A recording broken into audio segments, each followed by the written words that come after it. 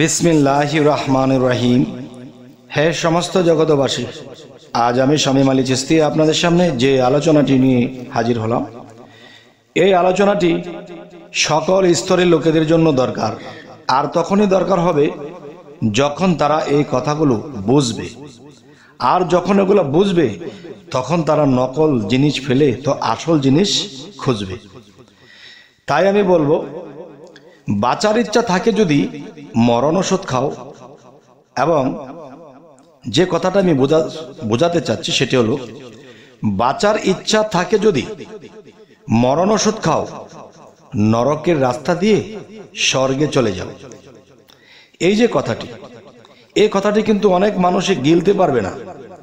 তবে এক ধরনের মানুষ আছে, তারা বলবে দেখি আলোচনাটা কি বলে, এটা শুনে তারপরে বুঝবো। তাই অর্ধেক জিনিস কখনো শুনতে হয় না, তাই সম্পূর্ণ আলোচনাটি শুনবেন ইনশাআল্লাহ। সেই কথাটি হলো, দেখেন, আমরা কিন্তু একটা কথা বলে থাকি কোরআন হাদিস থেকে, যে মুমিন ব্যক্তির জন্য দুনিয়াটা একটা জেলখানা, একটা হাজতখানা এই দুনিয়াটা। যেমন এই পৃথিবীতে যত মুমিন ব্যক্তি আছে, যারা আল্লাহমুখী আছে, যারা আল্লাহর ইবাদত করে সৎ পথে থাকে, দেখবেন তারা কিন্তু দুনিয়াতে সুখে নেই। সুখে নেই কেন? তারা কিন্তু মিথ্যা বলতে পারে না। এক, তারা কারোর দিকে কুদৃষ্টি করতে পারে না, কারো প্রতি কুটনামি করতে পারে না, কোনো কিছু লোভ করতে পারে না, এবং অসৎ কোনো কিছুর মধ্যে সে জর্জরিত হতে পারে না। যার ফলে তারা এই জগতে কষ্ট করে চলে।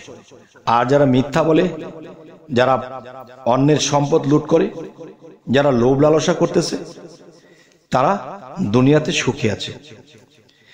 তাই একটি কথা বলা হয়েছে সাধকের ভাষায়, যে সাধু ঘুরে দুয়ারে দুয়ারে, চোর চোরটারে আদর করে, এই কি তোমার খেলা? দেখেন, পৃথিবীতে যারা আল্লাহর কামিয়াব লাভ করেছে, তারা কিন্তু সৎ, আর সৎ ব্যক্তি থেকেই মানুষের সাধু হয়। তাহলে সেই মানুষগুলো পৃথিবীতে কতই না কষ্টে জীবন যাপন করে, কিন্তু জীবন গলেও তারা মিথ্যা বলে না, অসৎ পথে রোজগার করে না। তাদের জীবনটা বড়ই কষ্টের। যেমন দেখেন হযরত আলী, যিনি পাক পান্দাতনের একজন, হযরত মুহাম্মদ সাল্লাল্লাহু আলাইহি সাল্লাম এর মেয়ে ফাতেমা, তিনিও কিন্তু সৎ। তো এমনও হাদিস পাওয়া যায় যে তারা বহুদিন পর্যন্ত অনাহারে কাটিয়েছে, এবং সপ্তাহ পার হয়ে গেছে, তাদের ঘরের চুলায় আগুন ধরেনি, কষ্টের জীবনযাপন। কিন্তু দেখেন, তারা কিন্তু আল্লাহর রুহানিয়ত জ্ঞানে তারা জ্ঞানান্বিত, তারা সৎ পথে, তারা কিন্তু কষ্ট করেছে। আর যারা অসৎ পথে ছিল, তারা কিন্তু ঘরে বাইরে তারা ধনী, তাদের কোনো কিছুরই অভাব ছিল না। তবে হে সমস্ত জগতবাসী, যদি আমার এই কথাটি আপনারা মনে না নেন, জ্ঞানে না নেন, তাহলে হয়তো আপনারা মানবেন না। কিন্তু এই কথাগুলোর প্রমাণ আমি কোথায় দিয়েছি? যে পৃথিবীতে মুমিন ব্যক্তির জন্য দুনিয়াটা একটা জেলখানা। তাহলে জেলখানায় কি মানুষ সুখে থাকে? খুবই কষ্টে জীবনযাপন করে। আচ্ছা, তাহলে আরো একটা বিষয় দেখেন, আল্লাহ কিন্তু বলেছে যে যারা মানব সেবা করে, যারা এতিমের মাথায় হাত বুলায়, এবং তাদেরকে অন্ন বস্ত্র দানে যারা উৎসাহ করে, তারাই আমার প্রিয় ব্যক্তি। আবার এই কথাও বলেছেন, দুর্ভোগ সেই নামাজকারী, দুর্ভোগ সেই ইবাদতকারী যারা লোক দেখানোর জন্য করে থাকে, তারা অন্ন বস্ত্র দানে উৎসাহ দেয় না, এতিম অসহায়দের মাথায় হাত বোলায় না, তারা কোনো সান্ত্বনা দেয় না, তারাই হলো দুর্ভোগ ইবাদতকারী, যারা লোক দেখানোর জন্য করে থাকে, আল্লাহকে লাভ করার জন্য নয়, আল্লাহর সন্তুষ্টি করার জন্য নয়। তবে হে সমস্ত জগতবাসী, একটু আগে যে বলেছি, এই কথাটি কি মিল পাওয়া যায় কিনা, এটা কিন্তু আপনারা বলবেন। বাঁচার ইচ্ছা থাকে যদি মরণ ওষুধ খাও, নরকের রাস্তা দিয়ে স্বর্গে চলে যাও। তাহলে এই কথাটির ভাব আপনারা কোনভাবে নিলেন, কথা কি ঠিক আছে? তবে পৃথিবীতে যারা অনেক ধনী লোক, কোটি কোটি টাকার মালিক, তাদের কিন্তু কোনো কিছুর অভাব নেই। যখন যা চায় তখনই তারা তাই পায়। তাই তারা হয়তো রাগ করতে পারে যে আমরা ধনী হয়ে কি আমরা জান্নাত পাবো না? আমরা ধনী হয়ে কি? হ্যাঁ, পাবেন। কখন পাবেন?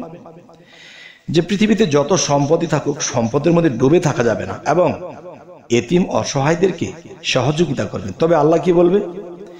যে আমি এতিম অসহায়দের মধ্যে আছি। যখন সে অসহায়কে আদর করলো, ভালোবাসা দিল, একটা জামা পরিয়ে দিল, একটু ভাত খাইয়ে দিল, তখন সেই খাবার যেন আমি আল্লাহ খেয়েছি, আমি যেন সেই খাবারের তৃপ্তি পেয়েছি। তবে হে সমস্ত জগতবাসী, আমরা এই পৃথিবীতে এসেছি চিরকালের জন্য এসেনি, আমাদের চলে যেতে হবে।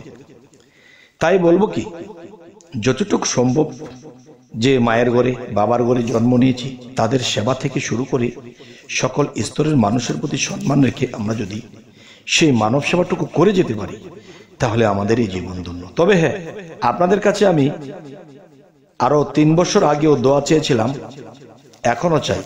সেটা কি? আমি যেন একটা বৃদ্ধাশ্রম করতে পারি। যে ছেলেমেয়েরা বাবা মাকে দেখে না বা অযত্ন করে রাখে, খাবার দেয় না, যত্ন করে না, আমি এমন ব্যক্তিদের জন্য এমন একটা চিন্তা করেছি, আল্লাহ যেন আমার প্রতি সহায় হন। আমি যেন পারি তাদের খাওয়া, থাকা এবং তাদের চিকিৎসা করা। আল্লাহ যেন আমাকে তৌফিক দান করে আমি সেই দরবারের পাশাপাশি আমি যেন এই মানব সেবাটুকু করে যেতে পারি। যদি জীবন ভর আল্লাহর ইবাদত করেও থাকি আর আল্লাহর যদি কোনো ইবাদত ভালো নাও লাগে, আর যদি মানব সেবার যেই বিষয়টা এটা যদি আল্লাহর একবার ভালো লেগে যায় তাহলে আমার জীবন ধন্য হয়ে যাবে। তাই সকলের কাছে আমি এই দোয়াটুকু চেয়ে নিলাম, আমি যেন বেশ কিছুদিনের ভিতরেই যেন আমি এই ব্যবস্থা করতে পারি। সমস্ত ভক্তবৃন্দ, সমস্ত ইউটিউবের ভক্তবৃন্দ দেশে আছে, বিদেশে আছে, তারা যেন আমাকে সহযোগিতা করে, তাহলে আমি একটু তাড়াতাড়ি পারবো ইনশাআল্লাহ। যেমন কোরআনের কিছু কিছু আয়াতের মধ্যে আল্লাহ এই কথা বলেছেন যে এই পৃথিবীটা একটা নাট্যমঞ্চ। কিরকম? যার যেরকম অভিনয় এরকমই তার চরিত্রের মধ্যে সেটা ভেসে উঠবে। যেমন আরো বলা হয়েছে এই পৃথিবীটা একটা পরীক্ষার মঞ্চ।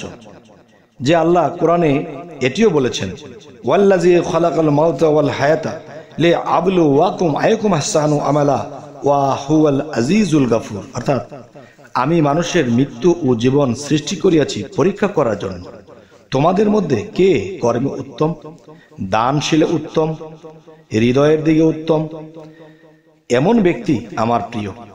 এই পৃথিবীতে কোনো মানুষ যদি চায় যে আল্লাহর প্রিয় হবে, সে যেন মানব সেবা করে। তবে একটি কথা আছে, এমন লোক আছে তারা বলতে পারে আমরা তো কষ্টে চলি, এত কষ্ট করে খাই, আমাদের তো চলতে পারি না, আমি কাদেরকে দেখব? দেখেন, যে একজন কোটিপতি দান করবে শত শত হাজার হাজার টাকা, আর একজন গরিব যে খুব নিম্ন স্তরের কাজ করে সংসার নিয়ে চলতেই তার কষ্ট হয়, সে রাখবে কি? মুষ্টি চাইল। যে মুষ্টি চাউলটি রাখবে সেটি ভাত যখন বসাবে এর আগে দিয়া এক মুষ্টি চাল যদি রেখে দেয়, 30 দিনে 30 মোট হয়, আর দুবেলা হলে 60 দিনে 60 মোট হয়।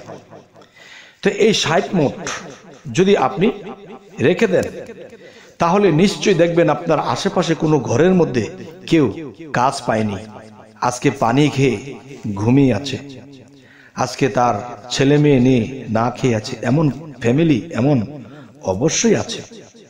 যদি আপনি যে এই 60 দিন জমা করেছেন তাহলে নিশ্চয়ই এখানে 4-5 কেজি চাল হয়ে যাবে।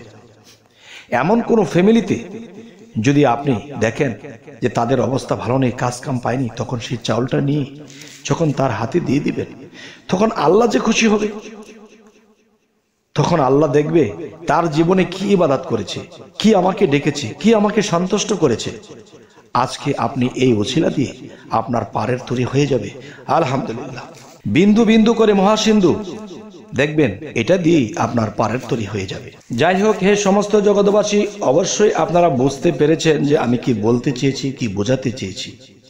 যে পৃথিবীতে যে কষ্ট করে চলে তারপরও আলহামদুলিল্লাহ বলে, যতটুকু পারে মানুষের সেবা করে চলে, সেই ব্যক্তিটির আমল এমন সুন্দর করে ফলে যে আল্লাহ তার নামটি আল্লাহর সেই ওলিয়া আউলিয়াদের কাতারে নামটি লিখে দেয়। সুবহানাল্লাহ।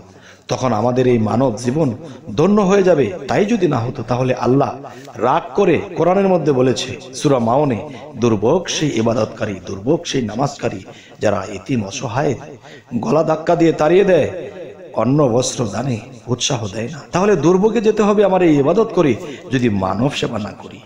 তাই আমার জীবনে সবচেয়ে বড় আশা যে আমি মানব সেবার জন্য কিছু করব।